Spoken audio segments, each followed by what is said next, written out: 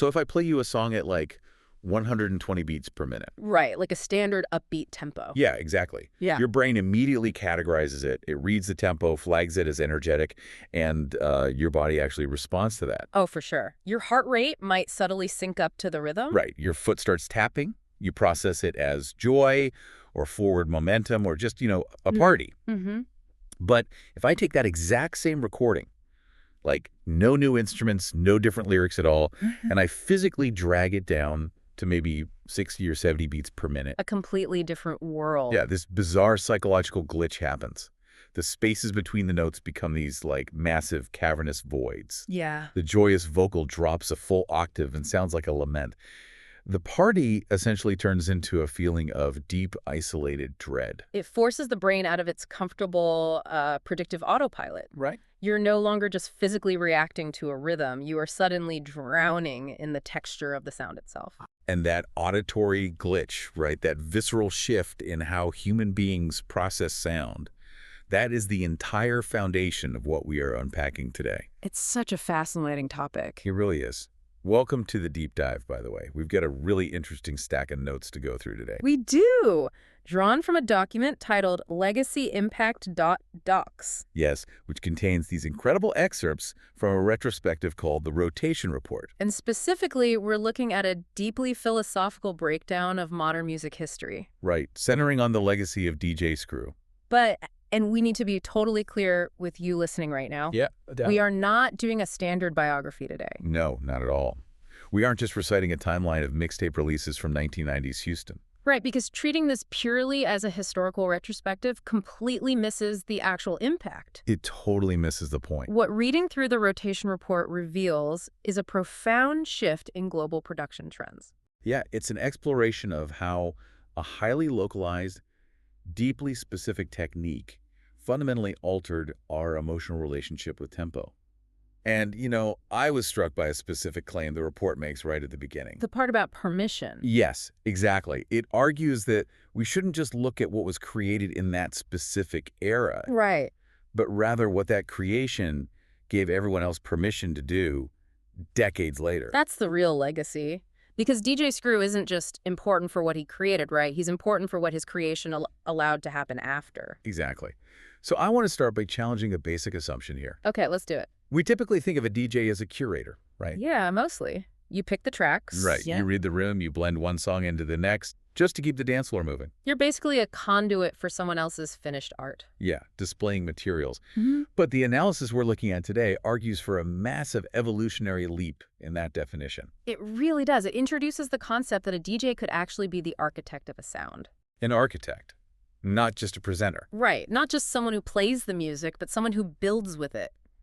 Remixing as transformation, not just adjustment. Okay, hold on. I have to play devil's advocate here to represent the skeptics. Go for it. Because if I am an architect, I am designing a building from scratch, right? Sure, yeah. If I take someone else's finished, copyrighted song, and I just, slide the temporal fader down on a turntable. Right. How is that architecture? I mean, isn't that just a cheap party trick? I see where you're going. You're taking someone else's house and just, turning the lights off? It's a completely fair question. And to answer it, we really have to look at the physical mechanics of what is actually happening to the audio. Okay, break that down for me. We have to separate the idea of an adjustment from a transformation. Right. Think about a traditional remix. A producer might take a hip-hop song, right? Add a heavier bass line. Sure, maybe splice in a guest rap verse. Exactly. And then speed it up for the club. Okay, so let's unpack this analogy. It's the difference between an interior decorator and a structural engineer. Ooh, I like that. An adjustment is just painting the walls of a song a different color, maybe adding a new throw pillow to the couch. Right. It's recognizable. The load-bearing walls of the original song are completely untouched. Yeah, the emotional intent of the original artist remains intact. Precisely. But a transformation is knocking down the walls, changing the foundation, and making it a completely different building. So DJ Screw was doing structural engineering with sound. Exactly. Because what the Rotation Report details is a process of complete structural demolition. How so? Like mechanically? Well, when you drastically slow down a piece of audio on physical media, Like vinyl on a turntable. right, or magnetic tape on a cassette deck, Yeah. you aren't just changing the speed. Wait, you're not? No, because of the physics of analog sound. When the medium spins slower, the actual wavelengths of the sound stretch out. Oh, wow. So it's not just taking longer to finish the song. The actual frequencies are mutating. Yes, the pitch physically drops. It's the exact opposite of the chipmunk effect when you fast forward a tape. Right, right. So when you apply this technique, you are taking a finished product and violently, yet kind of beautifully, reverting it back into raw building material. The original artist's intent is entirely destroyed. Totally. A song engineered to be an upbeat anthem is broken down into its base sonic frequencies. And those frequencies are repurposed to build an entirely different emotional structure. Exactly. Okay, that makes sense. It's not an interior decorator adding pillows. It's knocking down the walls, ripping up the floorboards, and using the debris to build something fundamentally darker and heavier. And that completely changes how we view recorded music. It really does. Because if an architect can do that, then a finished song is never actually finished. No, it becomes open source material. Right. The realization that any recorded audio is just like pigment waiting for a new canvas. Yeah. That freed an entire subsequent generation of producers from the tyranny of the finished track. It's like you don't have to just accept the song as it was handed to you. Exactly. But let's dig into the why of it all. Yeah, why does slowing a track down create such a profound emotional shift? Right, because human biology seems wired to respond to escalation. Oh, totally. Yeah. If a filmmaker wants to make a scene more intense, they cut faster. Yeah. If a musician wants to hype up a crowd, they increase the beats per minute to spike the heart rate. They crank the volume to trigger an adrenaline response. Right. We are conditioned to associate more and faster with impact. We really are. So what is actually happening in our auditory cortex when a tempo drops so drastically? To understand that, we have to look at how the brain processes auditory information. Okay. When you hear a standard tempo, say an upbeat track at 120 beats per minute, Yeah. your brain is incredibly efficient. It quickly identifies the pattern. It categorizes it as energetic dance music. Exactly, and essentially puts your critical listening on autopilot. It knows what's coming, so it stops paying close attention. Right, you feel the energy, your body might sway, but you aren't, like, dissecting the acoustic properties of the snare drum. No, your body just takes over. Fast tempos induce physical autonomic reactions. But when you artificially drag that tempo down to 60 BPM, Yeah. you completely disrupt the brain's predictive models. It's like trying to run underwater. Oh, that's a great way to visualize it. The resistance forces you to focus on every single muscle movement. Exactly. You stretch the sonic textures to the point where the brain can no longer just skim over them. The bright, sharp highs become dull and heavy. But most importantly, the space between the beats widens. Right. You're creating vast, empty sonic caverns that simply didn't exist in the original composition. I want to make this really concrete for you listening right now. Yeah, let's do an example. Because the source document doesn't explicitly name copyrighted track titles. Right. But it talks about the concept of these transformations. So let's invent a theoretical track. Okay. Imagine a bright, glossy, modern R&B pop song. Got it. It's engineered for a Friday night out. It has a really snappy, tight snare drum that hits like a firecracker. Very crisp. It's got these sparkling high-frequency synthesizers and a soaring, joyful, acrobatic vocal melody. Right. The intention is purely physical and joyful. The entire architecture of that song is built to make you feel light, carefree, and ready to move. Exactly. Now, we apply this architectural transformation. Okay. We throw that track on a turntable and pull the pitch fader down by 30 or 40%. Drag it down. What physically happens to those elements? Well, let's look at that tight, snappy firecracker of a snare drum. Yeah, what happens to it?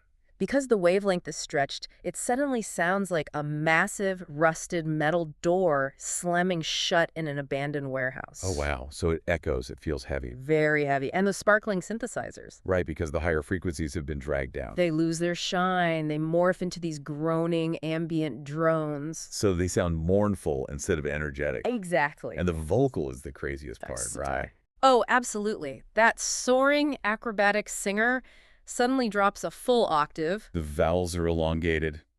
The delivery sounds labored, almost ghostly. Ghostly is the perfect word for it. Suddenly, you aren't at a party anymore. No, not at all. It's the exact same lyrics, the exact same melodic structure, but the emotional context is inverted. Completely inverted. Feels like it's 3 a.m., you are the last person awake, you're sitting alone in the dark, and you are confronting your deepest anxieties. It's a complete emotional inversion achieved without adding a single new instrument. Which is wild. By widening the space between the beats, you force the listener's brain to fall into the gaps. Here's where it gets really interesting, but also a bit counterintuitive. Okay.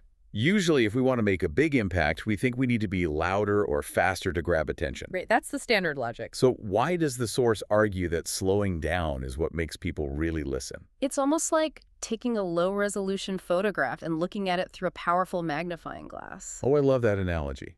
Break that down. Well, when you look at the photo normally, your brain smooths out the image, right? Right, you see a smiling face, you don't see the individual dots of ink. Exactly. But under the magnifying glass, the image breaks down. You see the jagged pixels. You see the awkward artifacts of the digital compression.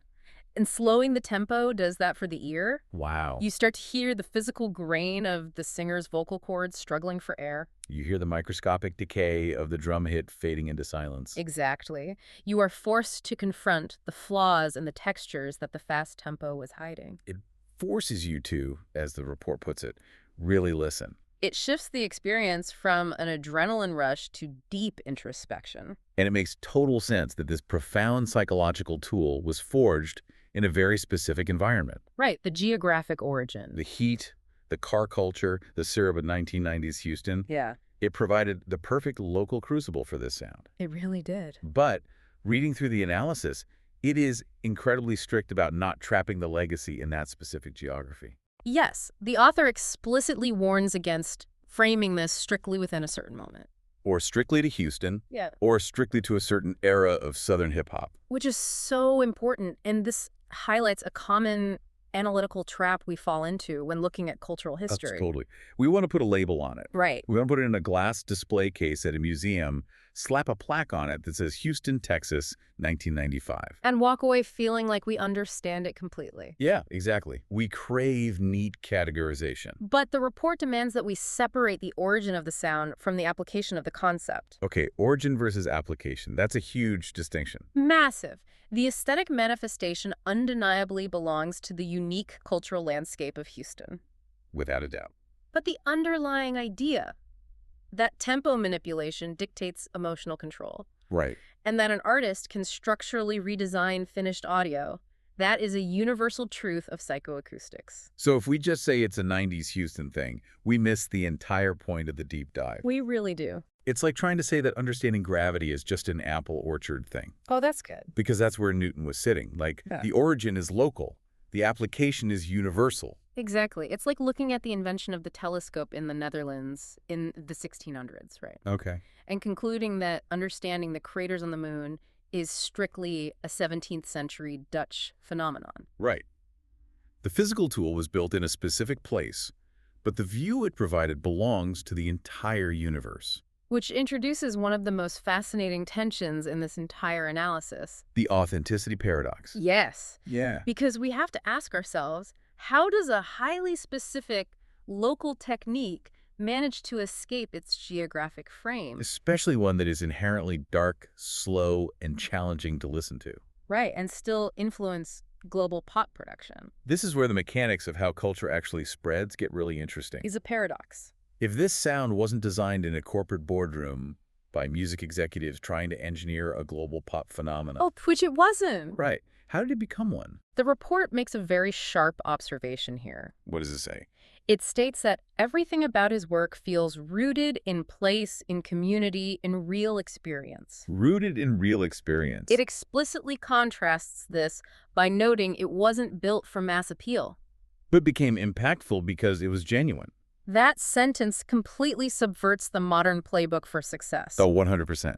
Yeah. In the current media landscape, content engineered for mass appeal is almost entirely reverse engineered. Right. Creators look at algorithmic data, they identify what tempo and what chord progressions are currently trending on global charts. And they synthesize a product designed to offend the least amount of people while triggering a quick dopamine hit. It's the sonic equivalent of ultra-processed fast food. That is exactly what it is. It tastes perfectly fine in the moment, it hits all the engineered pleasure centers on your tongue, but it has zero nutritional value. None. And more importantly, you forget about it the second you finish eating it. Because it is tethered only to the fleeting tastes of the present algorithm, it becomes disposable the moment the algorithm updates. Mass appeal is a constantly moving target. If you chase it, you are always one step behind. But the architecture we are discussing today wasn't chasing a trend. No, it was aggressively ignoring the mainstream, It was built for a specific neighborhood, meant to be played in specific cars. reflecting the specific pacing of specific community. It wasn't trying to please millions of people. It was trying to be absolutely true to the few thousand people who lived in its immediate radius. And that deep, uncompromised localism is paradoxically what gives it global longevity. So what does this all mean for creators today? Well, there's a huge lesson here. There's a paradox here. If you want to reach the masses, the worst thing you can do is try to build for the masses. It's exact. By aggressively ignoring mass appeal and focusing entirely on his own community, he ended up influencing the masses globally. Human beings, regardless of their cultural background, possess a highly sensitive radar for the genuine. We can smell fake from a mile away. Right.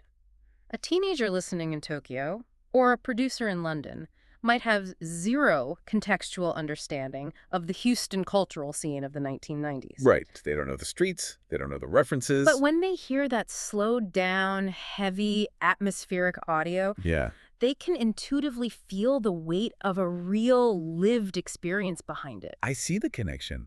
It's the difference between listening to a politician recite a heavily focused grouped speech written by a PR firm Oh, yeah. versus listening to someone tell a messy, deeply personal story about their own life. Exactly. You might not relate to the specific events of their story, Right. You might not have lived what they lived. but the underlying emotional truth of it, the grief, the joy, the frustration, that is universally recognizable. It resonates because it's real. The specific details of the art might be foreign, but the emotional frequency is universal. Does the pursuit of virality actually kill longevity? The report makes it clear that the pursuit of instant virality is often the enemy of actual longevity.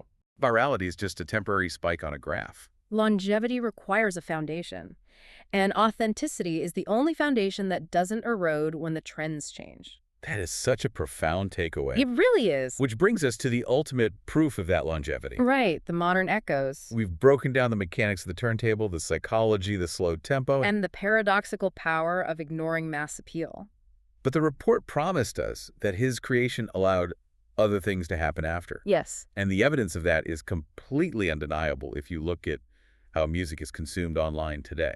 We trace those genuine roots straight into the present day, the digital afterlife of a sound. The text points to traces of Screw's influence in modern production. It specifically references chopped and slowed trends that resurface online. And the way modern creators experiment with tempo and texture to create mood. Anyone who uses YouTube or TikTok knows exactly what this means. Oh, for sure. There is a massive, sprawling digital subculture built entirely around slowed and reverb edits. It's huge right now. You take the biggest, most energetic pop hits on the Billboard charts, like songs by mainstream artists, Right. and anonymous users drag the tempo down, drench the vocals in atmospheric reverb, loop a melancholic anime clip in the background, and upload it. And these edits get tens of millions of views. It proves the text right. Those ideas carry forward. Look at what those anonymous users are actually doing. What do you mean? They are adopting the exact role of the architect. Oh, They are taking a finished, closed ecosystem pop song, The Brick, and they are structurally manipulating its physics to extract a completely different emotional utility from it. that's incredible. They are using the exact philosophical blueprint outlined in our source material. But here's the part that blows my mind. What's that? The 15-year-old kid sitting in their bedroom right now, creating that slowed and reverb edit on their laptop. Yeah, They might have zero historical knowledge of DJ Screw. probably are. They might not know anything about the analog physics of pitch faders on a Technics turntable. Right. They don't know they're practicing a localized philosophy born in Houston decades before they were even alive. They don't need to know the history to recognize the utility of the tool. Exactly. They just know that manipulating the texture makes them feel something. They know that the world they live in is overwhelmingly fast. Oh, so fast. The algorithm is fast. The news cycle is fast. The baseline tempo of their digital existence is constantly spiking their adrenaline. And they have intuitively figured out that by taking a piece of bright, fast pop culture and artificially slowing it down, it makes them feel something profound. In many ways, they are using tempo to self-medicate. Wow, that is exactly it. They are self-medicating with tempo. The internet has allowed this highly specific sonic architecture to become a democratized emotional tool. It's wild to think about. It has become a universal language for a generation desperate to cut through the digital noise. To slow things down and find a space for introspection. Right. So synthesizing everything we've pulled from the rotation report today. Yeah, let's bring it all together. This was never just about a specific regional sound. Not at all. As the analysis makes incredibly clear, it's about a fundamental shift in perspective, The core thesis is that impact isn't tied to volume or speed. but to authenticity and emotional resonance. It's about having the courage to force people out of their autopilot state. And realizing that true generation-spanning impact doesn't come from chasing what everyone else is doing. Right. And I love the final quote the source leaves us with. What was it? Run it back, let it ride. Run it back, let it ride. It's a reminder to you, listening to this deep dive, Yeah. that understanding this legacy is about recognizing how deeply our emotional states are tethered to the pace at which we consume art. Which leaves me with a final, slightly provocative thought for you to mull over long after this deep dive ends. I love these. We spent all this time talking about the psychological power of widening the space between the beats of a song, right? Right. How lowering the frequency makes you finally notice the hidden textures and really listen to the music. What if we applied that same architectural tool outside of our headphones? Exactly. Where else in your life are you moving entirely too fast to hear the actual message? That's a great question. If you could somehow take your daily routine, your rapid-fire interactions, your own relentless internal monologue, Yeah. and you chopped and slowed it, Wow. what hidden textures, what obscured emotions would you finally be forced to recognize? What would you hear in the space between the beats of your own life? Something to think about. Until next time.